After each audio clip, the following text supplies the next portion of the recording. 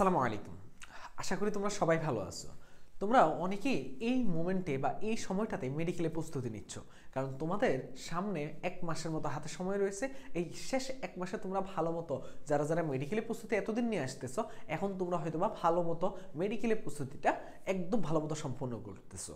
কিন্তু তোমরা জেনে অবাক হবা যে মেডিকেলে যেই পরিমাণ পরীক্ষার্থী বা যেই কয়জন পরীক্ষার্থী থাকে, তার মধ্যে খুবই ক্ষুদ্র সংখ্যক পার্সেন্টেজ বা খুবই অল্প সংখ্যক পার্সেন্টেজ যারা চান্স পাওয়ার সৌভাগ্য অর্জন করে।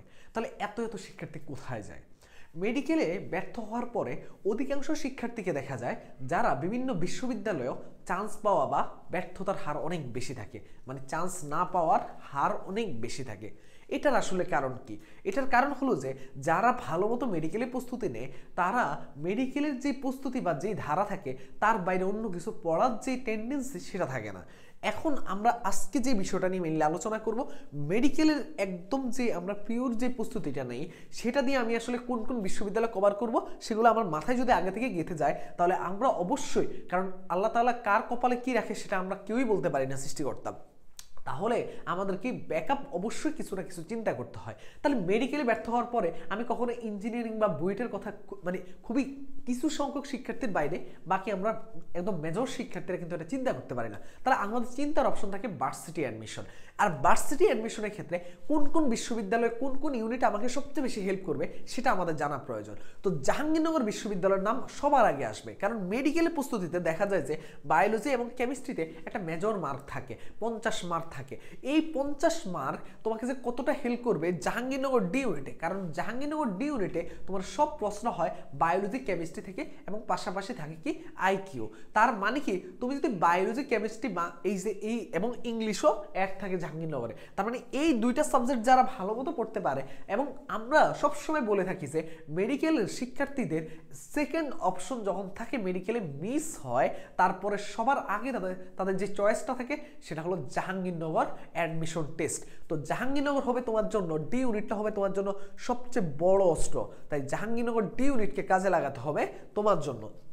এরপরে আসবো যে তুমি বায়োলজি কেমিস্ট্রি এগুলো পারার পরে অনেকটাই দেখা যায় যে অনেক সময় সবাই বলে যে তোমার হলো ক্লাস্টার এগ্রিকালচার, যেটা কি কৃষিগুচ্ছ নামে খুবই এখন জনপ্রিয় একটা অ্যাডমিশন টেস্ট, এই কৃষিগুচ্ছ অ্যাডমিশন টেস্টটা তোমাকে হেল্প করবে। কিভাবে হেল্প করবে আমি যদি একটু সংক্ষেপে বলি, ক্লাস্টার এগ্রিকালচারের মধ্যে তোমার ফিজিক্স কেমিস্ট্রি ম্যাথ বায়োলজি এবং ইংলিশ এই 5 সাবজেক্ট থেকে প্রশ্ন হয়। তবে দেখলে অবাক হবা যে ফিজিক্স কেমিস্ট্রি বায়োলজি ইংলিশ এখানেই 4টা সাবজেক্ট আছে এবং এখানে থাকে তোমার 80 মার্ক। তার মানে ক্লাস্টার এগ্রিকালচারের 80% মার্ক তুমি সম্পন্ন করতে পারো একদম মেডিকেল প্রস্তুতি থেকে। এখানে কথা আছে, মেডিকেল প্রস্তুতির ফিজিক্স আর ক্লাস্টার এগ্রিকালচারের ফিজিক্সটা কাছাকাছি কিন্তু পুরোটা এক না, তাহলে কিছু ম্যাথমেটিক্যাল টার্মের দিকেও গুরুত্ব দিতে হয়। তার মানে কিন্তু বলা যায় যে 75 থেকে 80% প্রস্তুতি আমার সম্পূর্ণ হয়ে যায় মেডিকেলের প্রস্তুতি দিয়ে, আর 20% ম্যাথটা যদি ভাইয়া তুমি যদি এই মেডিকেল প্রস্তুতির পাশাপাশি তুমি যদি ম্যাথটা একটু ভালো মতো কভার করতে পারো,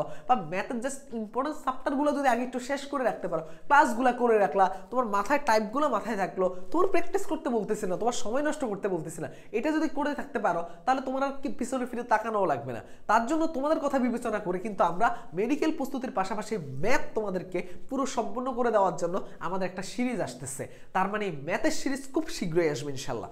এইবার বলবো যেটা মেইনলি জাহাঙ্গীরনগর ডি এবং ক্লাস্টার এগ্রিকালচার তোমাদের জন্য সবচেয়ে বড় অপরচুনিটি মেডিকেল প্রস্তুতি নিয়ে, মানে মেডিকেল প্রস্তুতি নিয়ে তুমি এই দুইটা বিশ্ববিদ্যালয়ে ইজিলি ট্র্যাক করতে পারো যদি তোমার প্রস্তুতি ভালো হয়ে থাকে মেডিকেল। তার মানে কি তুমি কি করতে হবে, মেডিকেলের প্রস্তুতির পাশাপাশি এই দুইটার প্রশ্ন ব্যাংকটাকে একটু দেখতে হবে, কারণ একই পড়াশোনা, একই নিয়ম, একই ধারা।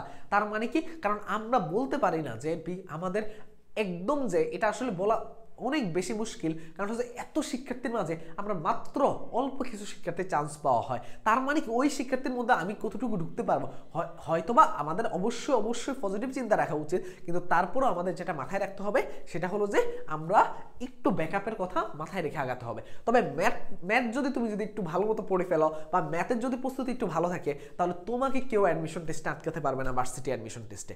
আমার ধারণা তোমরা এই ভিডিও থেকে একটু হলেও জানতে পারছো যে আসলে কিভাবে মেডিকেল প্রস্তুতির পাশাপাশি তুমি অন্যান্য কয়েকটা বিশ্ববিদ্যালয় ক্র্যাক করতে পারো। এখন আমি যেটা বলবো যে তোমাদের এই মেডিকেলের প্রস্তুতির পাশাপাশি তোমাদের যাতে ম্যাথে একটু হলো ধারণা থাকে সেটা নিয়ে আমাদের সিরিজ খুব শীঘ্রই আসতেছে। চোখ রাখতে হবে ম্যাসন পেজে এবং সাবস্ক্রাইব করতে ভুলবা না। ভালো থাকো, আসসালামু আলাইকুম।